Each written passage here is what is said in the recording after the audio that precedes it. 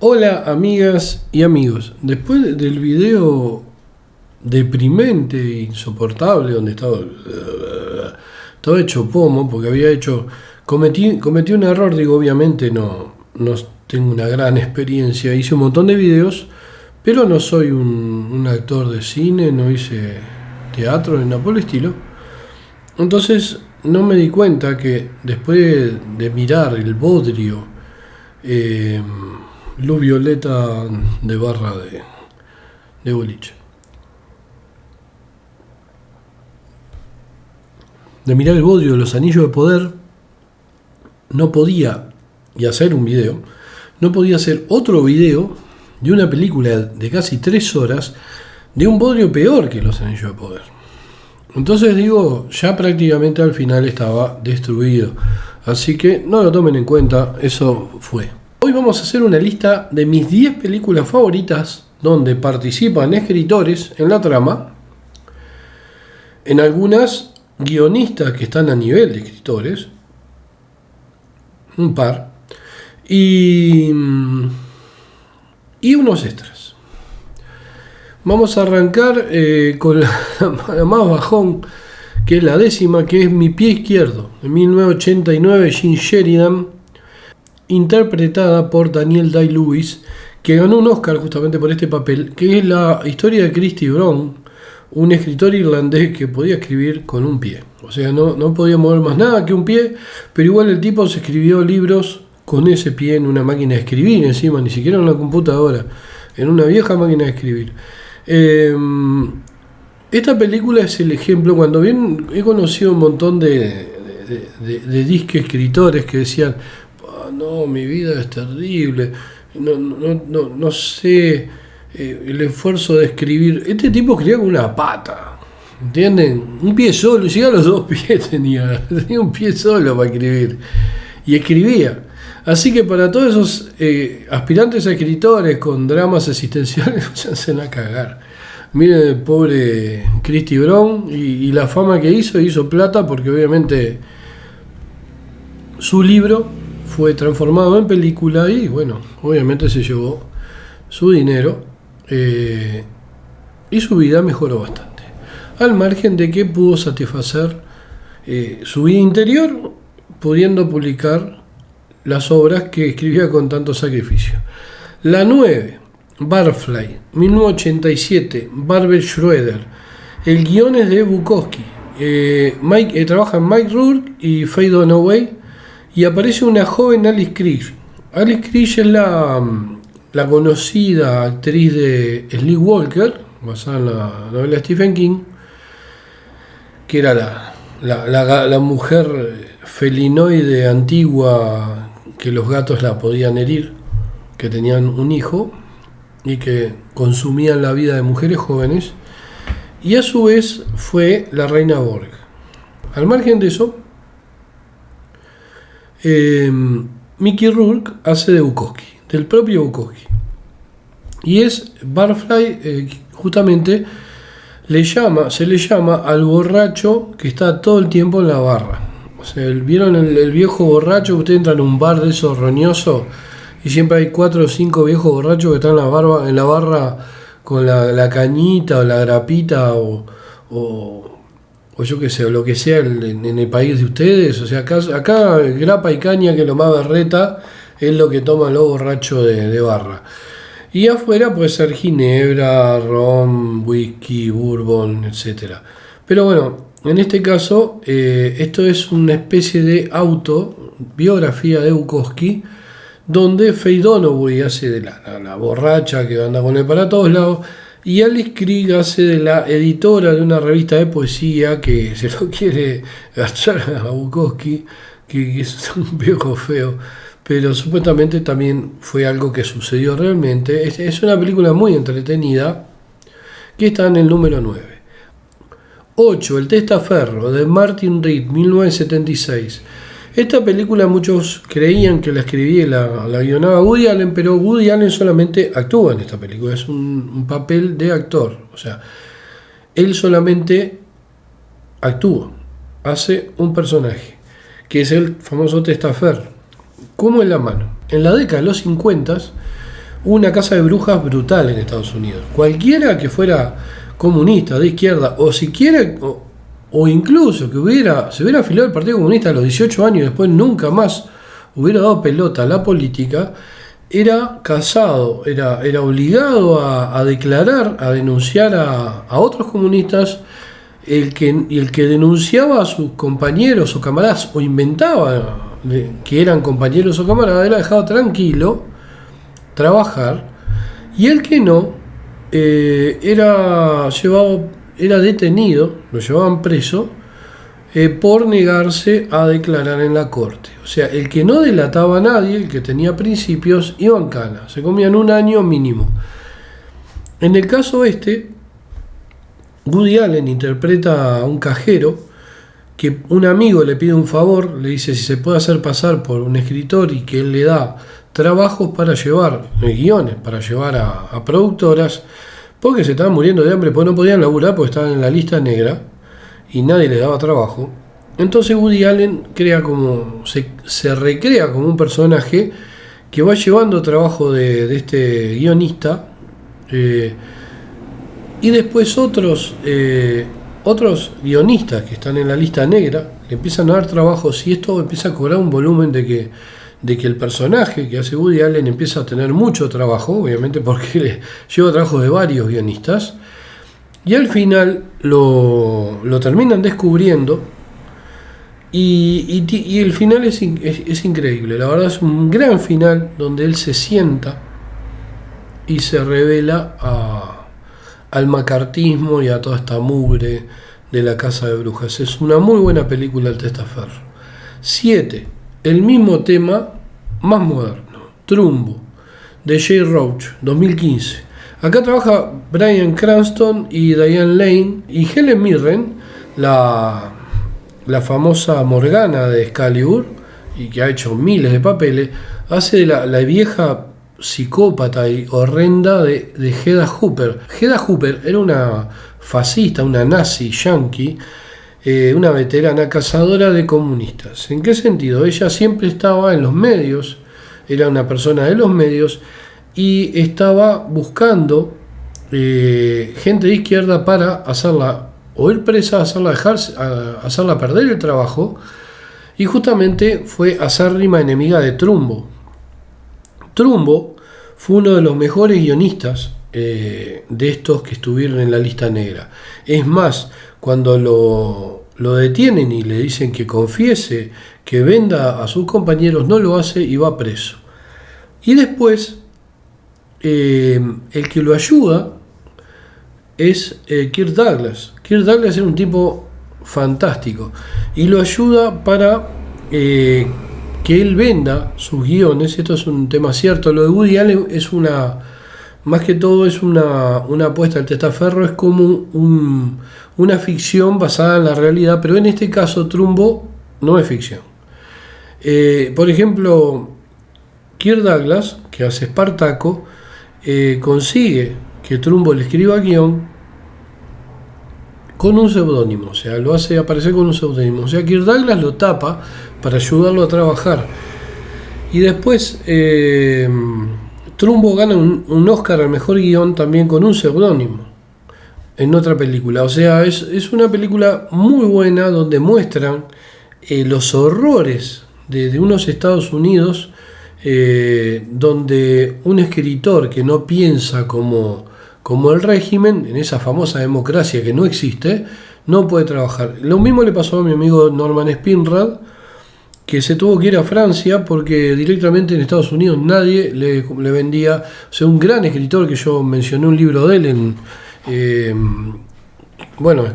escritor de El Sueño de Hierro, mencioné un libro de él en los libros de ex libros al revés, y justamente se tuvo que ir a Francia porque no conseguía trabajo, nadie le quería trabajo por el estar en contra de los demócratas, de los republicanos, de todo el sistema. Bueno, 6. En la boca del miedo, 1994, John Carpenter, uno de los capos de nuestro género, el director de The Thing, de La Niebla, de Fue a Nueva York, o sea, un chorizo de cosas buenas.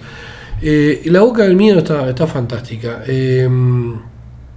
Trabaja en Sam Neill, Jürgen Prochnow, el duque Leto Atreides de la Duna de Billinch, y hace como Jürgen Prochnow hace un papel de un escritor que es una especie de Lovecraft.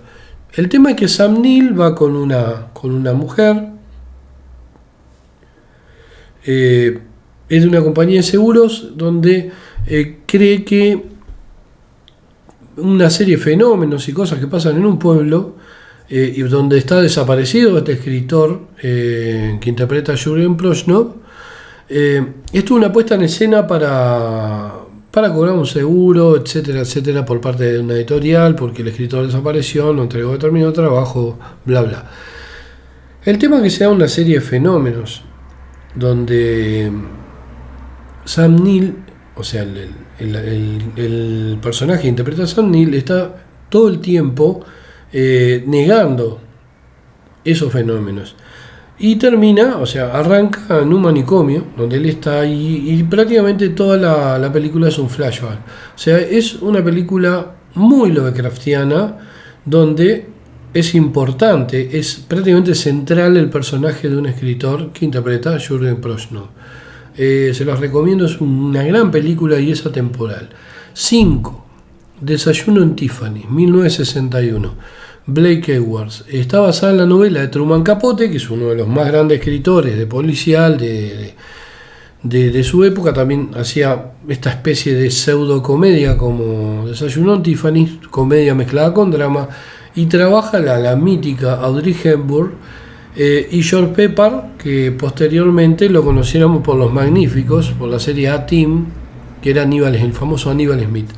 El tema acá que la Audrey Hepburn en la película no se define bien que es una escort de lujo, sí en el libro de Capote. Y George Pepper, y acá viene el tema de por qué está incluida acá, aparte de ser una película maravillosa, increíblemente buena. George Pepper es un escritor medio aspirante, de muy medio pelo, que lo mantiene una vieja, o sea, una vieja no, o sea, lo mantiene una mujer mayor casada. Es el escritor joven mantenido por una veterana, como quien dice. Ya le digo, esta película tiene escenas que son míticas, o sea, es increíble, es una gran obra de arte, y yo la miro una vez cada 1 o 2 años, la vuelvo a ver, y cuando ya está en el cable o en algún lado de esos, sí la miro. Si está ahí, la miro de cabeza.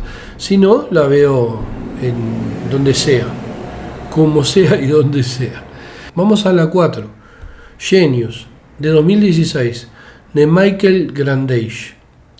Trabaja Colin Firth. Bueno, hay un montón de actores acá conocidos, ¿no?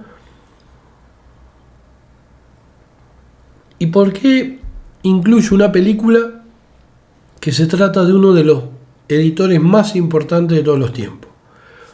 Porque está llena de escritores.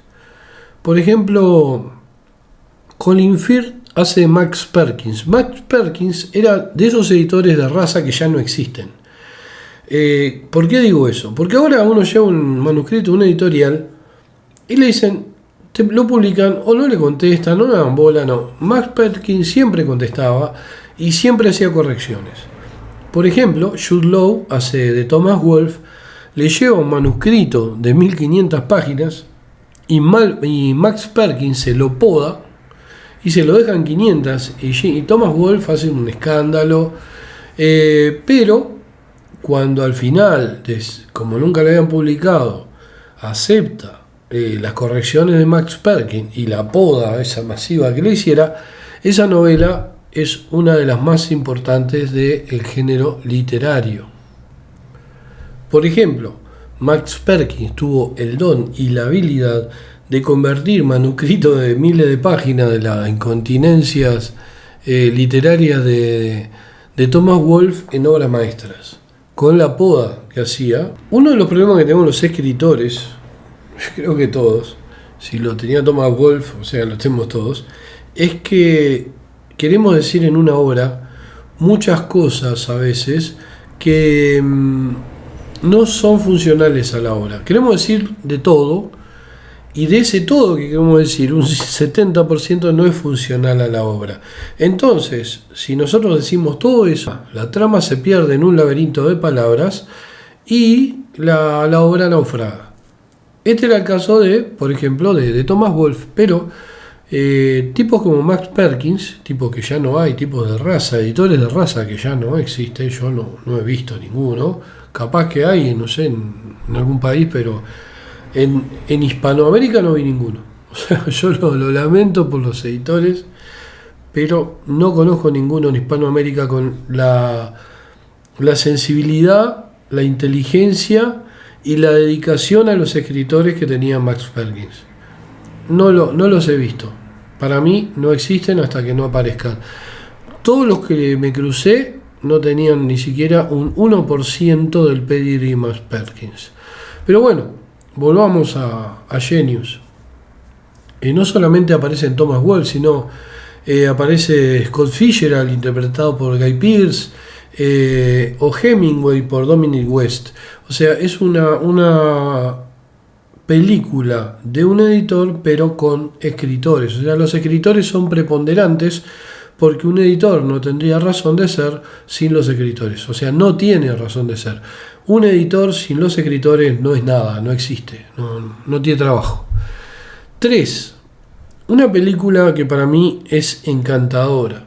Le puede gustar o no a un montón de gente, pueden opinar, estar en contra o a favor, pero es Medianoche en París, de 2011, de Woody Allen, con Owen Wilson y Carla Bruni, la mujer de Macron, Rachel McAdams, que hace de la mujer de la pareja de Owen Wilson, que es una perra, es un asco, el personaje está bárbaro, porque siempre Rachel McAdams hace personajes de mujer muy dulce, y acá es una tipa asquerosa. Carla Bruni, bueno, es un personaje que se ve que Woody Allen lo habrá incluido para que lo dejaran filmar por todos lados. Macron lo ha dicho así: si usted mete a mi mujer, yo te dejo filmar en todas partes, sin Jail. Bueno,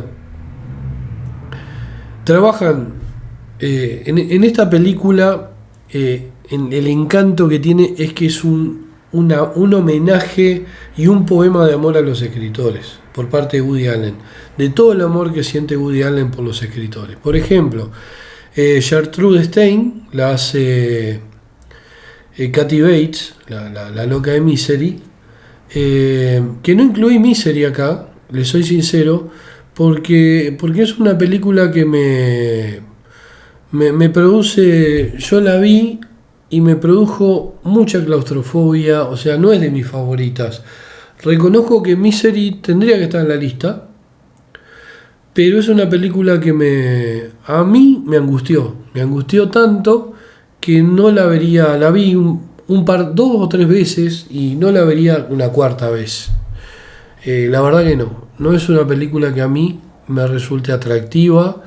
Reconozco la calidad de la película, reconozco que es una película sobre un escritor, reconozco que está muy buena la idea de Stephen King de que un escritor sometido a presión posiblemente produzca a lo que le está pasando al escritor, ¿no? Produzca su mejor obra. O sea, hay todo un montón de cosas buenas, pero yo no la hubiera incluido en 15, en una lista de 15 sí, pero en una lista de 10 no. Y bueno, volvemos a Medianoche en París, justamente eso lo mencioné por lo de Kathy Bates. Tenemos a Tom Hiddleston haciendo Scott Fitzgerald, está impecable Tom Hiddleston, es Scott Fitzgerald. A Corey Stoll como Hemingway, Picasso, Adrian Brody es Dalí, está impecable también, Adrian Brody siempre está impecable. David Lowe como T.C. Eliot, Adrien Devane como Buñuel, o sea, está Buñuel, Gauguin, Degas, Toulouse-Lautrec, y Marion Cotillard es Adriana, es el vínculo que tiene el escritor, el aspirante a escritor, que es Owen Wilson, el vínculo no solo con París, sino con la antigua París. Es el vínculo, es como la guía por ese mundo de escritores en el que aspira o hubiera aspirado a vivir Owen Wilson, o sea, el personaje Owen Wilson. O sea, ¿cuál es la trama aquí? Es un escritor, un guionista y escritor que quiere escribir novelas, o sea, está podrido escribir guiones, que va con su pareja bastante desagradable y sus suegros fascistas y asquerosos a París, y se pone a vagar de noche y llega a un lugar donde hay un vehículo, es un taxi, donde él sube y ese taxi lo lleva al pasado donde él quería haber vivido. O sea, es una película, es una película fantástica. No es ciencia ficción. O sea, podría ser porque es un viaje en el tiempo, pero como no existe un fundamento científico, es una película de fantasía. O sea, él sube a ese vehículo y lo lleva a la realidad, a la época donde están Scott Fitzgerald, Hemingway, Picasso, Dalí, están todos. Y justamente conoce a esta Adriana, que es una modista, que ella quiere ir a la Belle Époque. O sea, la idea que dan es que nunca un artista va a estar conforme con la época en donde vive. Por ejemplo, Owen Wilson va a una época en la que a él le parece maravillosa y conoce a esta mujer, a Adrienne, y se enamora de ella, pero ella quiere ir hacia atrás. Entonces digo, ahí está el juego, ¿no? O sea, nada es perfecto y nada es como uno quiere que sea. Marion Cotillard, recuérdenla, trabajó con Brad Pitt y dicen que fue la que provocó la separación, que con Brad Pitt tuvo una affair con ella y fue la que provoca la ruptura con Angelina Jolie. En resumen, es una de las películas más encantadoras sobre escritores que he visto. 2. El Resplandor. Digo, capaz que muchos pensaban que iba a ser la 1, pero la 1 no, les aseguro que no van a tener ni idea cuál es. En 1980, de Stanley Kubrick, basada en el libro de Stephen King, con Jack Nicholson, Shelley Duvall y Danny Lloyd como el hijo. O sea, todos saben de qué se trata El Resplandor. Yo creo que el 99% de los que están en este canal saben de qué se trata El Resplandor. Escritor que necesita paz y junto con su esposa e hijo va a trabajar en un hotel que cierra en invierno, queda aislado por la nieve y le dejan todo a su disposición, comida, etcétera, etcétera. Lo más importante, espacio y tranquilidad para escribir. El tema es que ese hotel está embrujado porque está construido, Stephen King, la verdad que es una máquina no es una explosión de originalidad, sobre un cementerio indio, que es un lugar físico donde ocurrieron un montón de crímenes justamente por estar sobre un lugar prohibido, sobrenatural, y obviamente eso empieza a afectar a este Jack Nicholson, que ya estaba bastante trastornado. En realidad a Stephen King no le gustó para nada la película, se enojó, no le gustó, le pareció que no representaba su libro de mierda. Y después hizo una miniserie, hicieron una miniserie donde él aparece como el director de una orquesta, y es un idiota. O sea, Stephen King tiene cosas que dan ganas de agarrarlo a patadas en el culo, a sopapo. A veces parece un subnormal, principalmente cuando aparece haciendo papeles en las películas. Incluso apareció en la última hita ahí con el tema de la venta de la bicicleta y yo creo que es innecesario. Yo creo que Stephen King tendría que apartarse de las películas basadas en su obra, porque como actor es deplorable y siempre es como él trata de actuar llamando la atención de que es Stephen King. En esa versión de esa miniserie de Resplandor era una mierda tan grande. Yo la vi en VHS, me acuerdo, la alquilé. Y era una mierda tan grande que dije, ¿para qué alquilé esto? Porque la película de Kubrick es una obra maestra. Tiene unos climas impresionantes y espeluznantes. Yo la fui a ver al cine, tengo unas cosas, la fui a ver cuando tenía 15 años al cine, en un cine, primero no podía entrar porque estaba prohibida para mí, pero creo que era para 18 años, íbamos a un cine, se llamaba Cine Serrense, en el Cerro, y fuimos ahí un par de amigos. Entonces daban El Resplandor y El Exorcista juntas. Eso no había visto ninguna. ¿Y qué pasa? Uno pagaba, le daba una propina, si no te dejaban entrar porque eras menor. Pero el tipo que ya nos conocía, le damos una propina y nos dejaba ir al balcón, que generalmente arriba estaba cerrado. O sea, también para las porno. Íbamos al balcón de arriba. O las eróticas, porque no eran muy porno. Por ejemplo, las porno de esa época que íbamos a ver eran películas eróticas, que no tenían sexo explícito. Y bueno, me he visto vi El Resplandor y El Exorcista. Y cuando salgo, los dos amigos, fuimos tres, los dos amigos con los que fui estaban tan asustados que decidieron tomarse un taxi. Pero ¿qué pasó? Justo yo me doy cuenta que me había olvidado de mi billetera, la había dejado en el asiento, vuelvo corriendo al cine, le dije, espéreme y tomamos los tres un taxi, porque si no tenemos que tomarnos un ómnibus, y a esa hora, cuando termine la película, eran como las 12 de la noche, no había ómnibus para nuestro barrio, o sea, había que caminar 30 cuadras, 25 o 30 cuadras. Entonces el taxi entre los tres lo podíamos bancar, en uno solo no, porque era muy caro. Y yo me acuerdo, me había perdido la billetera y dijo, Pele, aguánteme. Sí, me dijeron.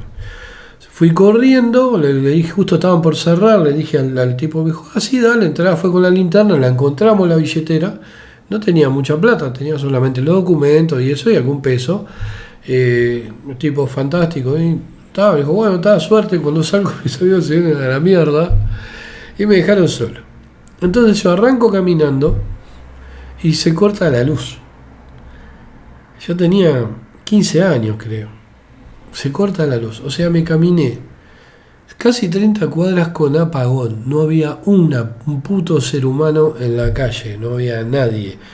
El tema es que cuando estaba a 2 cuadras de mi casa, aparte hay una cosa, donde yo vivía en Barrio Casabo, a 2 cuadras y media tenía un cementerio. Un cementerio de unas 5 cuadras de largo, por 1 cuadra de ancho, por 100 metros de ancho. Era un cementerio, o sea, tenía 2 portones donde si uno miraba para adentro veía la catedral con todos los panteones y las cruces. Era espeluznante. Imagínense, 15 años. Nunca había visto películas de terror de este volumen, este tipo de película tan terrible. Caminando, cruzando ese cementerio, que aparte había una luna no llena, pero de ese tipo cuarto menguante que iluminaba la catedral, que era toda de mármol espeluznante, la iluminaba y reflejaba toda la catedral. Yo prácticamente no corría porque tenía miedo que si corría algo me iba a perseguir. Tenía un cagazo tan grande y cuando estoy a 2 cuadras de llegar, alguien me hace ¡guau! Atrás mío. Y me di vuelta y le pegué como 20 piñas en la boca. Y era un vecino del barrio de mi edad, un poquito más grande. Yo tenía 15, él tenía 17, 18. Le destrocé toda la boca a piñazos. Cayó al piso y lo agarré a patadas y después salí corriendo. Al otro día me enteré que lo habían tenido que llevar a emergencia. Le arranqué todos los dientes de arriba y no me denunció porque obviamente la culpa fue de él. Digo, si vos cagado hasta la bola, después de ver estas monstruosidades, El Resplandor y El Exorcista, y pasás un cementerio y cuando vas a doblar alguien te grita ¡guau! De atrás, que era un gracioso, era ese tipo, ¿vieron? Ese tipo chistoso que siempre está haciendo broma. Bueno, el tema es que nunca más me habló. Pero la verdad que nunca me voy a olvidar no me dio un infarto porque era chico, Pero me acuerdo que después de que le pegué y lo agarré a patadas, ahí no me importó. Cuando vi que no se movía, me di vuelta y corrí para mi casa. Y después no podía meter la llave y se me caía. Parecía una película de terror. Al final abrí, entré y cuando entro viene la luz. O sea, fue como una especie de burla de la puto destino. Me cagó la vida que dé. Y ahí, a partir, yo siempre tenía miedo, hasta ahí tenía miedo, sentía, ya no como de chico, pero sentía miedo en la noche, miedo. A partir de ahí perdí el miedo. O sea, fue como una especie de sobredosis. Entonces después andaba de noche, a las 3 de la mañana. Si me gritaban me daba vuelta y me reía. O sea, se me terminó el miedo. Fue como que mi cerebro perdió algo, perdió esa capacidad de sentir miedo. Y ya a partir de ahí ya no creí más en lo sobrenatural, ya como que digo, ya me di cuenta que todo era ficción, que todo lo extraño todo tiene una explicación lógica. Pero bueno, eso me pasó con la 2, El Resplandor y El Exorcista, que no tiene nada que ver con escritores aquí, novela de Peter Blatty, pero bueno, se sumó para mi escena de terrorífica. Y la 1.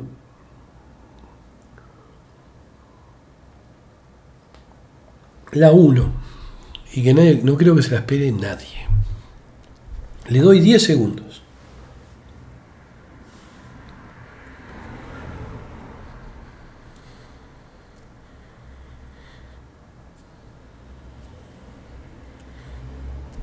Betty Blue, 1986. Jean-Jacques Benoit, con Jean-Hugh Anglais y una hermosísima Beatriz Dalle. ¿Por qué la incluyo en esta lista y es la número 1? Primero, es la historia de un escritor frustrado que tiene una serie de manuscritos escondidos en una caja, que conoce un tipo de treintón, que conoce una camarera de 19 años, o sea, una especie de moza de 19 años, que justamente Beatriz Dalle, el director de este Jean-Jacques Benoit, la ve en una plaza y queda encantado con ella, no era actriz. Y le dice, ¿querés hacer una película? Mirá que hay desnudo. Sí, dale, le dijo. Vamos para adelante. Y debutó acá como actriz. Eso es lo que yo recuerdo. Capaz que hubo algún detalle, pero ese es el detalle que yo recuerdo. Y yo me baso en mis recuerdos de esa época y en los libros que había leído. Y justamente yo era muy fanático, sigo siendo muy fanático de esta película. El tema es ese, es un escritor que tiene sus manuscritos escondidos en un cajón, que está trabajando para un gordo asqueroso que es dueño de una serie de casitas de alquiler en la playa, de casitas de madera, y lo sobreexplota, le paga unos 2 mangos para que sea como el encargado de todas las casitas, de que las pinte, haga mantenimiento. Entonces conoce a Betty, se la lleva con él, tienen sexo 80 veces. Y esta Betty, hay una parte, es una tipa muy loca, con un carácter fuertísimo, que incluso al gordo viene el gordo y medio que le mira el culo porque están bolas, ellos salen bolas así, el tipo le dice, no estás pintando, no estás trabajando porque dele sexo con esta, no, dale, tenés que trabajar. Y ella agarra y lo empieza a putear, le dice al gordo y lo empuja y lo tira a la mierda, lo tira por la escalera.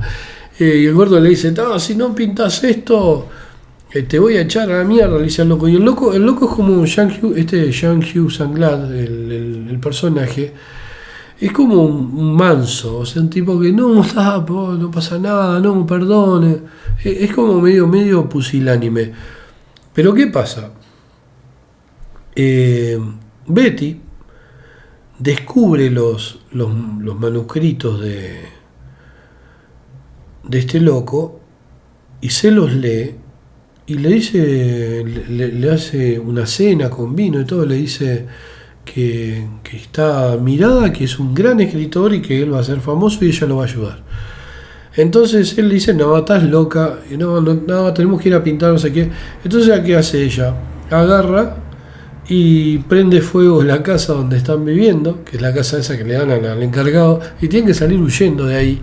Y ella lo lleva, van haciendo dedos, se suben a una camioneta, y van hacia París, a la casa de una amiga de ella que tiene un restaurante, y aparte vive con un italiano. El tema es que a partir de ahí, la historia es increíble, es fantástica, y el personaje de ella tiene una fuerza, es enloquecedor.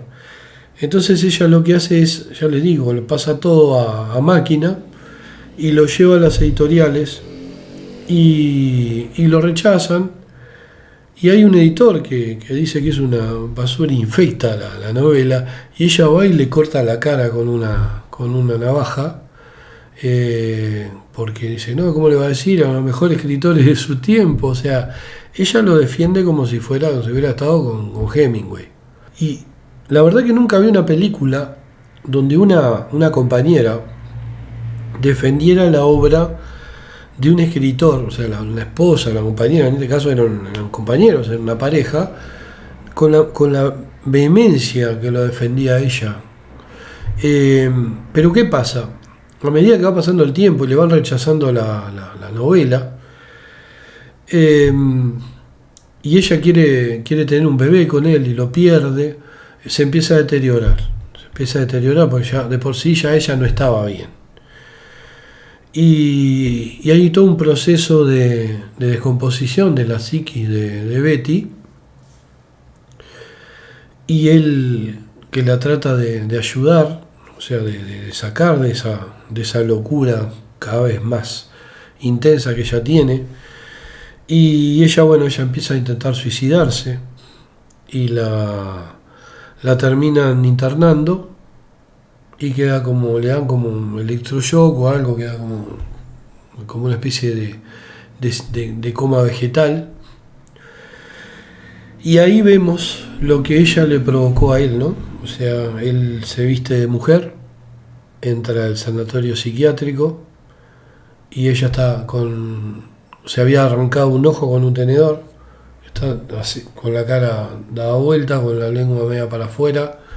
O sea, ya no es Betty, ya Betty ahí murió. O sea, no es esa mujer intensa, amorosa, compañera, luchadora, loca. No, era una planta que estaba atada a una cama porque si la soltaban se iba a tratar de matar y matar y matar. Y él lo que hace es hacer lo que ella quiere, o sea, lo que él cree, y todos creemos, lo que estamos viendo en la película, que ella quiere. Él toma una almohada y llorando la mata. La ahoga con la almohada. Después se va vestida, parece una prostituta vieja, se saca la peluca y vuelve a su casa, donde está cuidando, que el italiano se le había muerto la madre y tenía un local en un pueblito de venta de pianos, y lo deja él como encargado, y él se va y empieza a escribir, y aparece una gatita blanca, y él le habla, la mira, y la gatita está ahí siempre.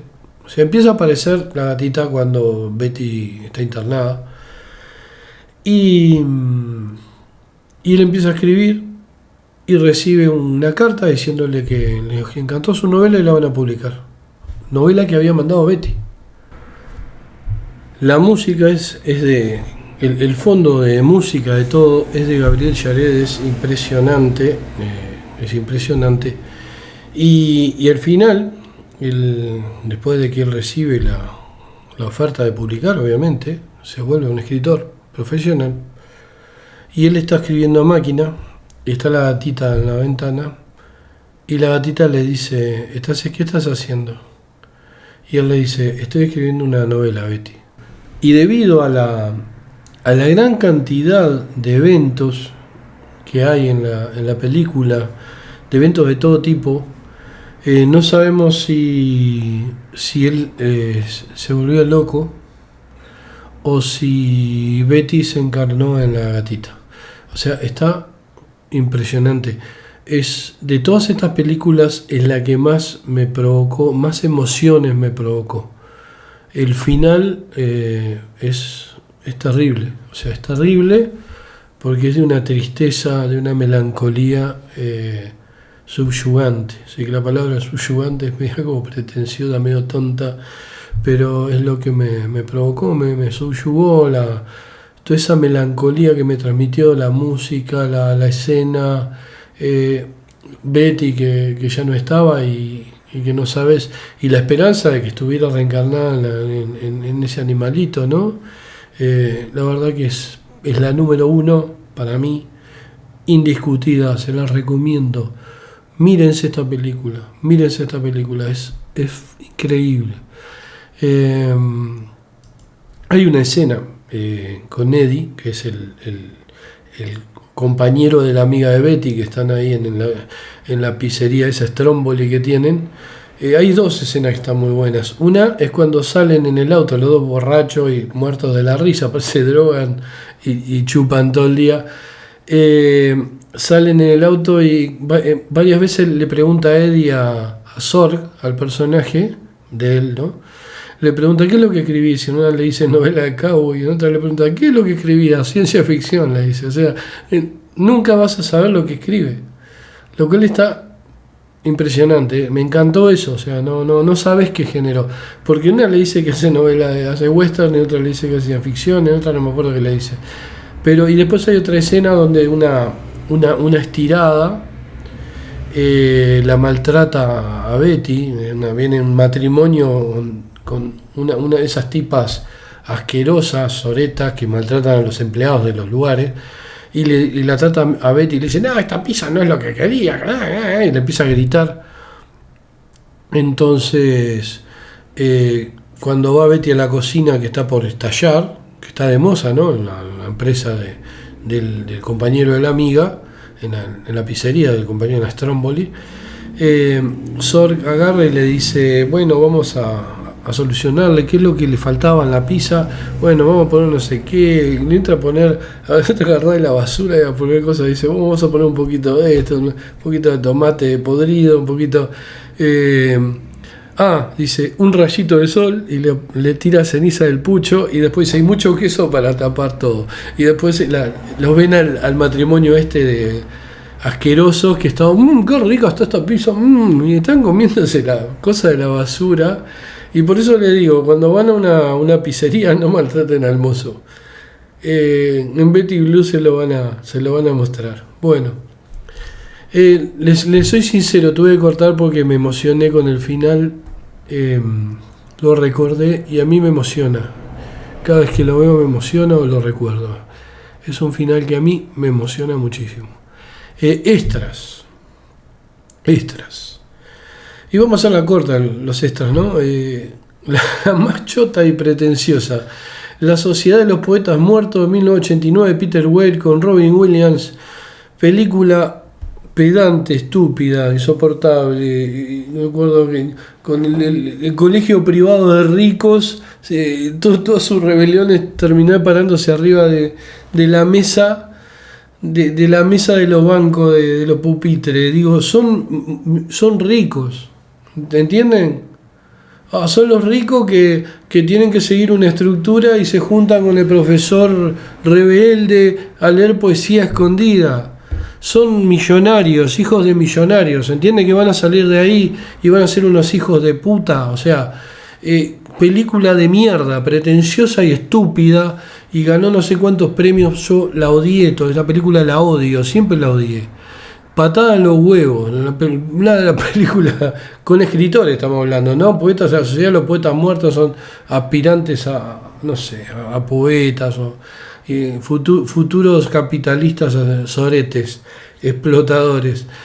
Patada en los huevos, la peor patada en los huevos, Mujercitas, de 2019, de Greta Gerwig, con Saoirse Ronan, que es la escritora, Emma Watson y Florence Pugh, basada en la novela de Odiosas de Louisa May Alcott. Qué película, qué patada en los huevos. Yo la verdad no recuerdo por qué la vi.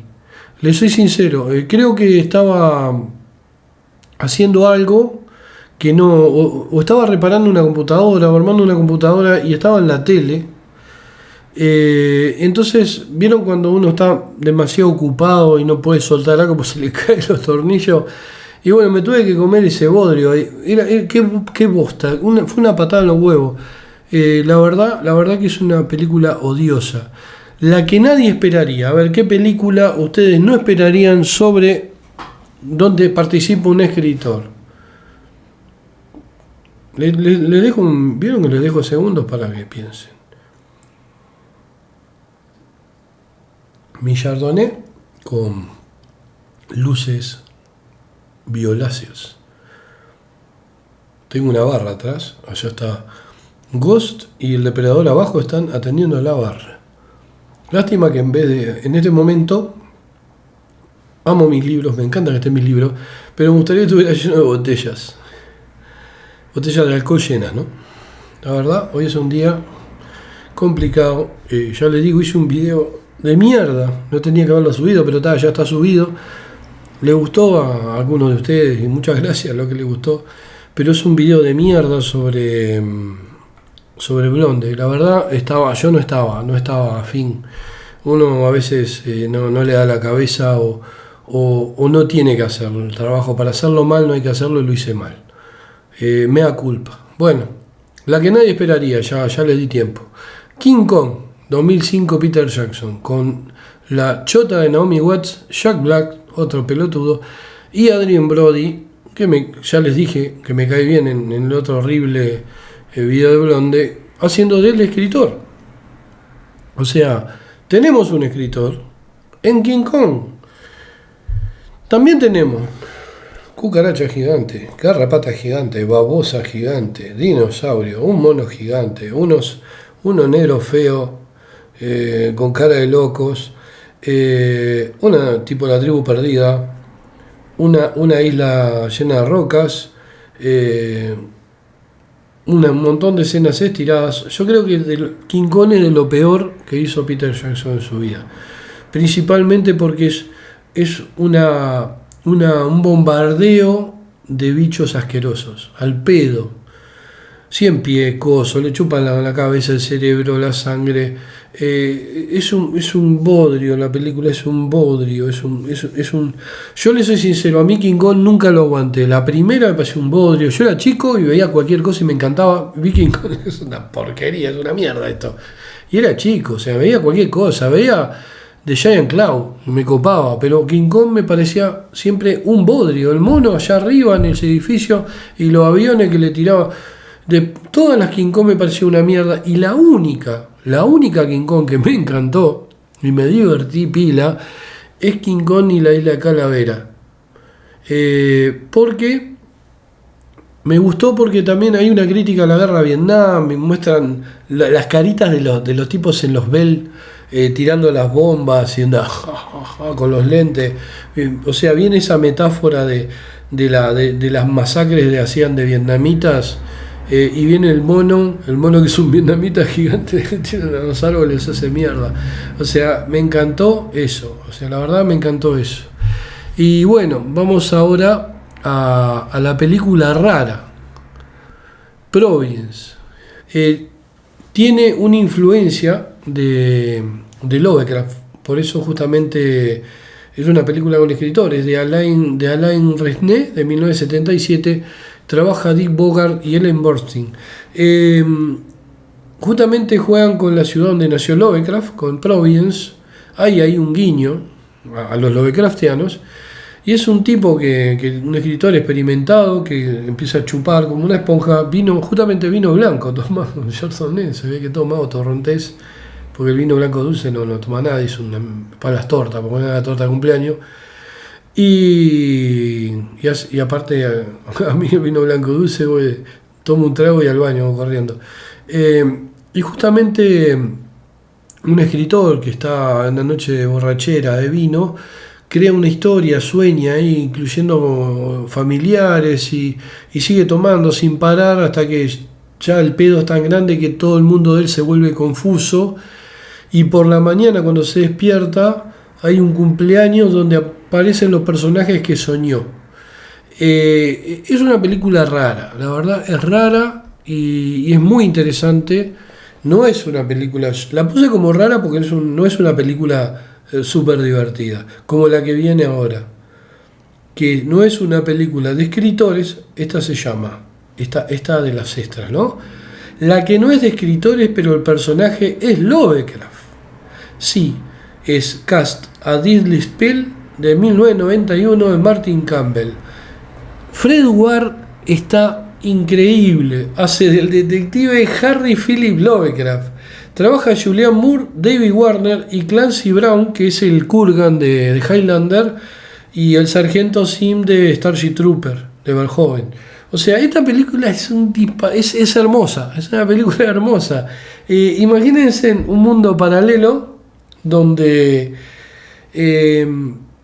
Lovecraft, que lo hace Fred Ward, lo hace increíble, es un hardboiled, es un detective con el sombrero a lo Chandler, pero es Lovecraft, ¿entienden? Es el detective Harry Philip Lovecraft. Y lo contratan justamente porque hay un tema de un libro y una desaparición y es un mundo paralelo donde hay hombres lobos, donde están los antiguos, y justamente el libro es el Necronomicon. Ahí no recuerdo si lo mencionan. Y hay una escena donde el personaje de Harry Philip Lovecraft se abre como una puerta y ve nuestro mundo, ve nuestra realidad. O sea, es una película fantástica. O sea, no es una película de escritor, pero es una película donde el personaje es Lovecraft. Entonces ya está. Digo, ¿qué más? Para mí es la mejor de las películas Lovecraftianas. El que la vea va a decir que es una película de clase B, pero trabajan. Fred Ward es un muy buen actor, y trabaja Julianne Moore. O sea, y bueno, Clancy Brown, que es un remador de películas increíble. Pero Julianne Moore y Fred Ward hacen una gran dupla. La verdad que esta película es increíble. Cast a Deadly Spell, 1991 de Martin Campbell. Si no la vieron, se la recomiendo. Es popera, es una película para pizza y cerveza, para vino, para whisky, o para el que no toma alcohol, para Coca-Cola con pop. La verdad está fantástica. Es una película re entretenida. Ya les digo, es un mundo paralelo donde hay entidades sobrenaturales, hombres lobos, vampiros, zombies. O sea, está genial, está genial. Es una película genial. Acá se terminó la lista de mis películas favoritas con escritores como protagonistas o participando en ellas. Nos vemos, Dao Suedaña.